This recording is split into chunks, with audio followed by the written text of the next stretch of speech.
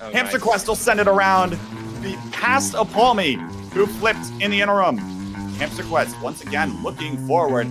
Has the... Whoa! Wow. What a demon angle! Oh, my! You know, that's unlucky. I'll say it.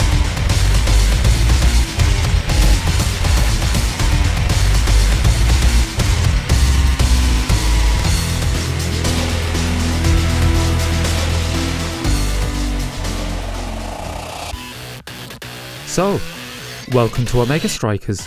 Pretty much only great pain and suffering awaits you in the best and probably only MOBA hockey game. Because like any game with a ranking system, it's going to affect your brain in ways you couldn't even imagine.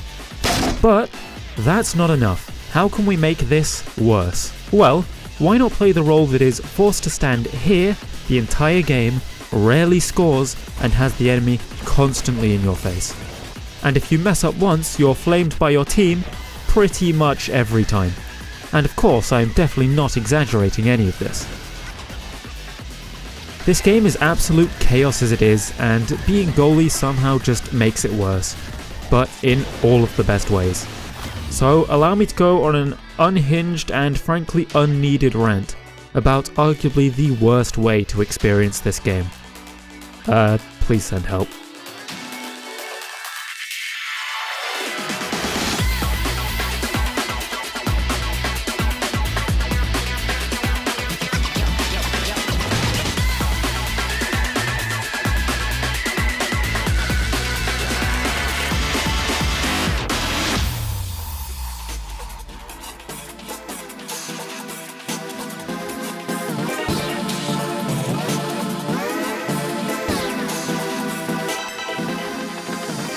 But first, what even is this game?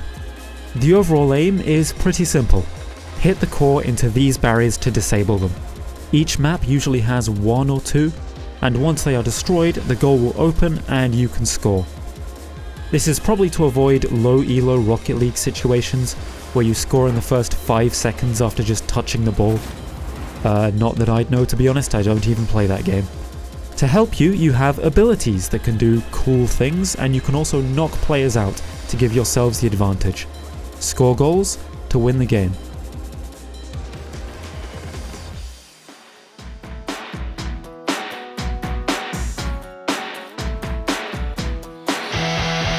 As goalie, your objective is pretty obvious.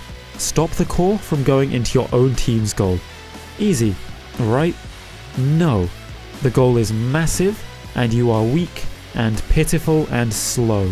Most of the time. Your primary defense method, in most situations, is your strike. This is a basic hit that every character has. This only affects the core and not players, but you can pretty much always use it because of its really fast cooldown. But of course, the range is practically non-existent, so you have to be on top of the core to use it.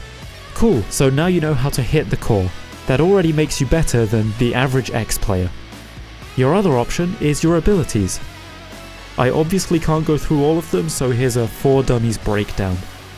Movement abilities to reach the core faster, projectile abilities to hit the core away from a distance, creation abilities to act as an obstacle for the core and score own goals, impact abilities to deal more damage to players, hit the core harder, and abilities that are bad, or that are just weird. Abilities usually have quite long cooldowns, so you can't rely on them too much, so sometimes it can be worth it to save important skills until you need them. Unless you're Juno, then just spam everything and pray. Lastly is your last line of defense, the core flip. Build up energy by hitting things until this turns blue. Then press Q near the core to flip it. While it's green, only you are able to hit it, and when you do, it flies at Mach 1. This is great if you're in a bad situation, as the enemies can't hit the core. However, the second you hit it, it's fair game. So expect to see this a lot. Or you could just ignore that and use the sheer speed of the core to play offensively and catch their goalie off guard. Or you can just murder people. That works too. Once you've got this all figured out, goalie is truly shrimple. Is what I would like to say. But unfortunately, you have 5 other probably humans to worry about, especially these two, which is made no less complicated with what you need to win more than a single set. Awakenings. So what even makes you different? Why not just have 3 players without roles and peer pressure 1 to stand in the idiot box? Well, for one, it just makes it easier to communicate. People know where they are meant to be from the start, unless for some reason they can't read, or they are too scared to leave your half. But the other one is the important one, goalie gear. Gears and awakenings are power-ups that you can obtain, with gear being ones you always choose before a match, and awakenings being a bit more randomized. And goalie gears are for goalies exclusively, hence the name. And we have some great options, the most fun of which is the eject button. Its main function is tied to a character's movement ability. It allows you to return to the spot you used the ability within 3.25 seconds of you using it, basically allowing you to be super aggressive and get back in goal with no consequences most of the time. This is the ultimate tool for goalies that can teleport or have really fast movement, allowing you to be super offensive and then get back to defending whenever it's needed. Another fun one is the gun, aka the strike shot, which is honestly pretty self-explanatory. It's like having an extra ability that just shoots a little bullet to hit the core from far away when you strike. It can hit players, but it doesn't do much damage. It's more like a Nerf gun, I guess, but the stat buffs are good too. The other two are just more speed and more of basically everything else except speed. All of the goalie gears are really strong, and because of that, if you leave your team's half, they lose power until you go back. There are also awakenings that are available to everyone, and this is where it gets a bit more complicated. There are 34 awakenings currently in rotation that each do different things. You can choose between 2 of these before the game starts, and between sets, there is a bit of time where you can choose an awakening to get, called the Awakening Draft. Once someone chooses one, nobody else can have it. The order in which people choose is based on who did the best in the last set, basically who got the most XP. If you're a new player, remembering what all of these awakenings do is a nightmare, but this isn't so bad. It used to be way worse. I can't even say what awakenings are good, because it's always so dependent on what's going on. You'll have to consult the spreadsheets for that. As for learning what they all do, there's this tab in game that tells you, and it also tells you when you're picking them. Once you know how they work, you can make builds like it's a roguelike game. Speedy builds, tanky builds, Octavia builds, death, and with different characters, these can become a little silly. There aren't many that are great specifically for goalie. Primetime and Twin Drive are pretty consistently good, as more abilities is never a bad thing, but it really is just better to figure out what works well with the character you play. However, this is of course only if you can obtain the items you want, and they can be taken by enemies, but even worse than them, you have to deal with teammates.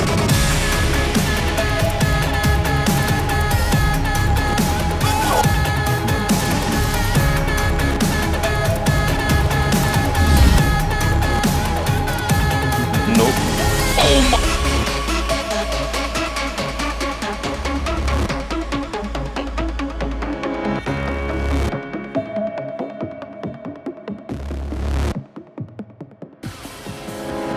As goalie, you're probably not going to score that many goals, so you're going to have to rely on your 2 teammates, the forwards.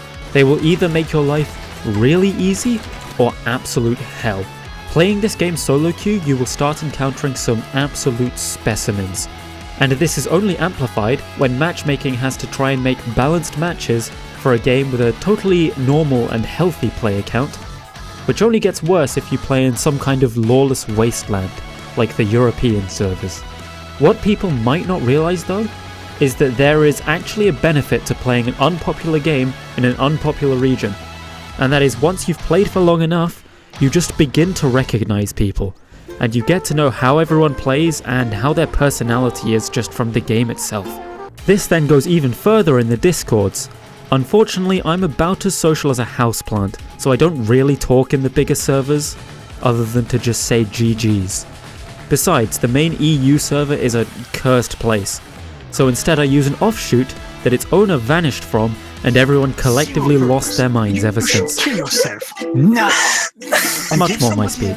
The only issue is that if you recognize a lot of people, a lot of people are also going to recognize you. So do your best to not be known as an elo terrorist, like me. Turns out playing a mid-aggressive vice goalie in high elo lobbies does in fact piss the pro players off sometimes. Even if you do start to recognize people, this doesn't make solo queue any better, as this is where you find the most special of gamers. Either that or people who are brand new, who honestly I just feel bad for. Imagine you just installed Overwatch and you're thrown against GM players in your first game. You're probably never playing that game again. Or the other alternative is you find extremely toxic people. Worst is when they just stand there and stare at you, because you know you're about to get a Discord ping, or that they are finding a way to link your username to your home address somehow. But no matter how they act, if your forwards are good, you will have the most chill game ever. You basically don't have to do anything for most of the match. But if they are bad, you're gonna have your work cut out for you, to say the least. At some point I made the reasonable decision of not wanting this gamble every game, so I assembled the most insane and brain-rotted group this game has ever seen. And by assembled I mean it kind of just happened one day, and it's a vibe. So meet the team. We have Jammy Dodger, the midfielder, rhythm game, and core hog extraordinaire that's still recovering from being the hardest one trick I've ever seen in any game. And by recovering, I mean they are now just one-tricking a different, worse character. Mucho Loco. The super flexible player that has some of the worst luck I have ever seen when it comes to matchmaking. Like, to the point where he just regularly gets silvers on his team, despite him being in plat and diamond. There's also Fringe Weaver, the Juno and Drek player, that could probably be considered a mayonnaise-related elo terrorist that has been brainwashing the normals player base into using the Juno Shy emote. And then there's me, the goalie that finds being defensive too boring, so will only play silly characters or the ones that hurtle themselves into doing anything but defending. This is honestly the pinnacle of the game, and the dream team, if you ignore the fact that we all suck at this game. In the end, no matter if you're a team or solo queuing, yeah, there we go. Nice one, Juno. you should probably at least try to be a responsible goalie, and in that case I am a terrible example, but you at least have to help your forwards out, even if you hate them. Or at least you should, but as I mentioned previously, that is boring. So if you want to make it more interesting, you could help your forwards by making the enemy forwards have a terrible time.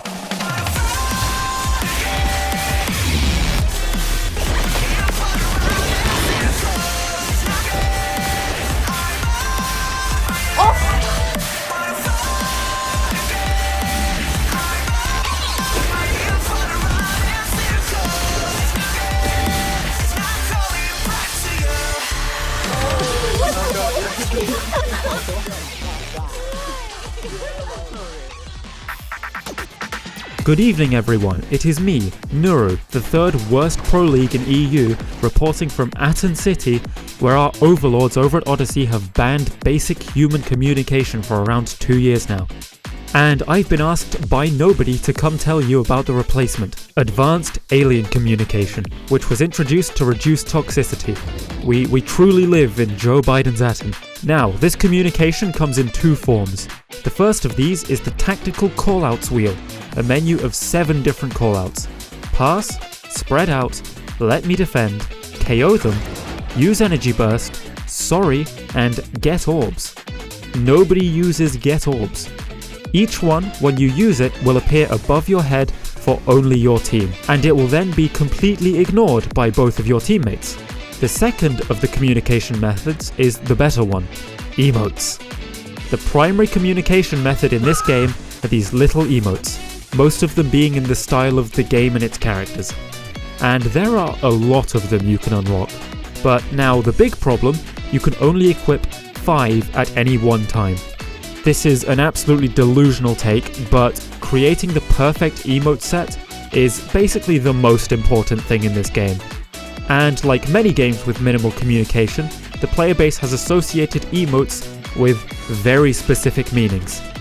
If Dead by Daylight players can make do with a point, a wave, and a crouch, we can make do with this. And just like DBD, even if the devs want to avoid toxicity, players will always find a way. The 5 emotes you choose will absolutely reveal a lot about you. Take Jammy for example, who filled all of his slots with only the most positive emotes, and it's so obnoxiously positive that toxic players just kind of give up, and it's surprisingly effective.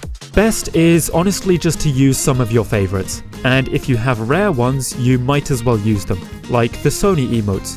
And if you really don't know what to equip, there are actually guides on what emotes to equip, because of course there is.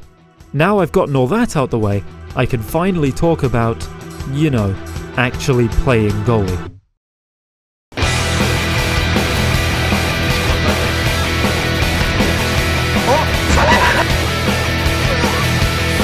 What the fuck? Whoa!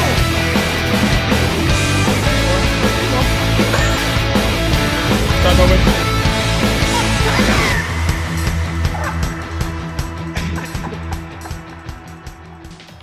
Now we have basically all the knowledge and tools we need to start playing Goalie.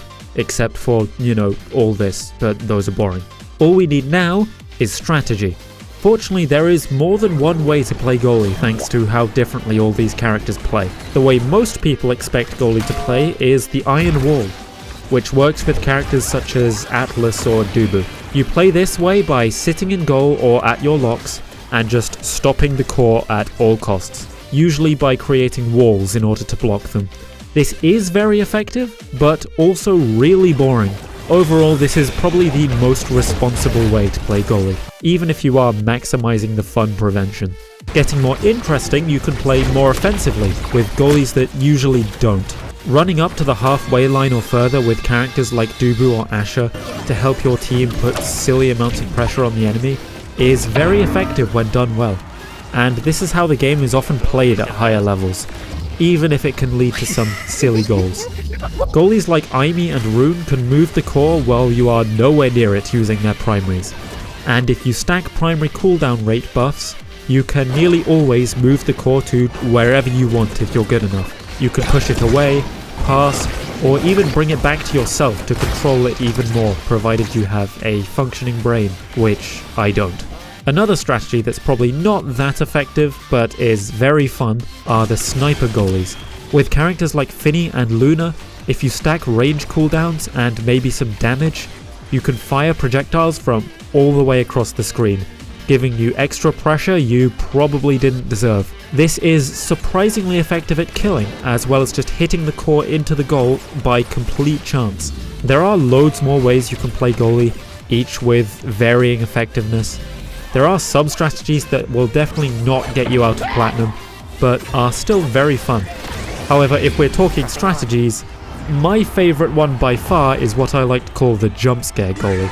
I use this with Vice and centers around the fact that you can place down these little beacons. For enemies, these are often extremely threatening, because if the core goes anywhere near it, Vice a jump scare. Then you can also escape from the front lines again with eject button, and depending on how much of an advantage you have, you can just act as a third forward. This also works well with Aimi and Luna, who can also reach the other side of the field very easily. The added benefit with these goalies, as well as being able to do this, is the incredible amounts of violence you can use, which is my other favourite strategy. Constantly being bullied, kill them. Too many people are trying to score in your goal at once, death. The round just started, they must know they are never safe. Honestly, it's both fun and powerful to just be a 3-person squad of all characters that can KO. But the enemy team will probably call you cringe, and it's 100% deserved. They're okay coping because they're noticing they cannot win. And by far the most cursed strategy is to just stand still, stare their hard forward down, and watch as they throw the easiest goal of their lives. This isn't limited to low elos either. I have so many clips of Omegas and above just missing open goals. To be fair though, half of them are from one guy. Seriously though, just experiment with characters and gear, even if it isn't the recommended gear for that character. There is definitely a lot of fun to be had with unique builds. My personal favourite is Strike Shot Vice. Nobody ever expects that one. And if you think that you'll be hindered by bad characters or gear, If you enjoy it and stick with it, it can almost certainly work in ranked when you get good enough. Trust me, I've seen people do some crazy things. Although I'm sure trying to be positive will backfire when people complain to me that I'm encouraging people to play Goalie in ranked. Anyway.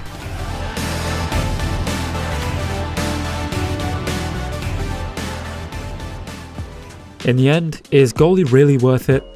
Hell if I know, I've played over 1,000 hours of Goalie, and it's caused me to feel every possible emotion at least once. I recognize I'm not exactly a professional at this game, but if anything, that's made it more fun for me. I think everyone who wants to play this game seriously should at least try Goalie, even if it's just to make sure you know our suffering. But for a real answer that isn't just me rambling like an insane person, Goalie is absolutely worth it.